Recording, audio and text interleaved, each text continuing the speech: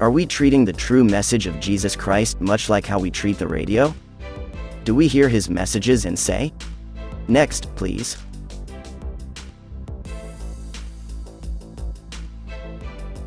Growing up in a Christian household, it was so hard to find something to listen to in the car with my parents. They had zero problems with their gospel music, but seemed to have a problem with all the music I preferred. I spent the majority of my life listening to hip-hop. Some songs were better than others, but it seemed like any time I tried to introduce my parents to hip-hop, the most vulgar songs always played.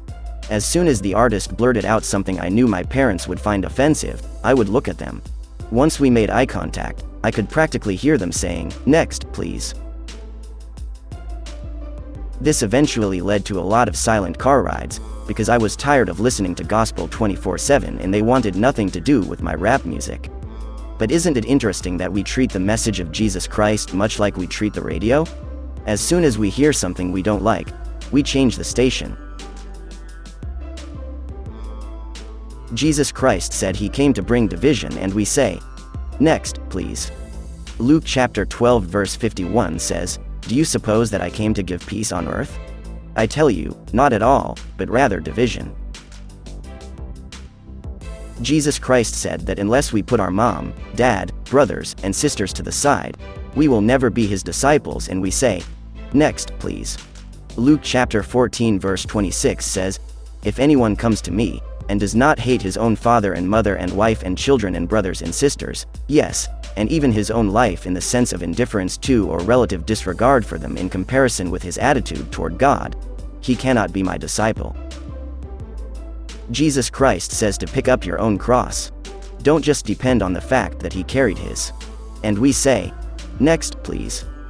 Matthew chapter 16 verse 24 says, "Then Jesus said to his disciples, 'If you truly want to follow me, you should at once completely reject and disown your own life. And you must be willing to share my cross and experience it as your own, as you continually surrender to my ways.'"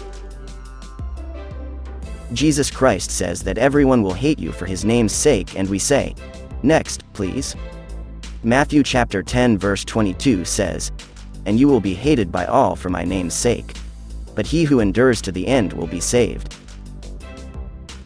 Jesus Christ says that there are only a few people in this world that will enter into heaven's gates.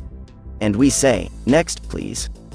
Matthew chapter 7 verse 14 says, "But small is the gate and narrow and difficult to travel is the path that leads the way to everlasting life, and there are few who find it." What I've realized is that in Christianity, much like with the radio, we just turn the channel on whatever we don't want to hear. I'm sure I can find one line in a very vulgar rap song that my parents would like, or at least not mind. The message of the song, however, they would never tolerate. This is how many of us Christians treat the message of Jesus Christ. We like to find individual verses that fit with what we want to believe, but then skip over the rest of the passage from which the verse came. The question of the day is, when you stand before God, will he look at you and say, "Next, please"?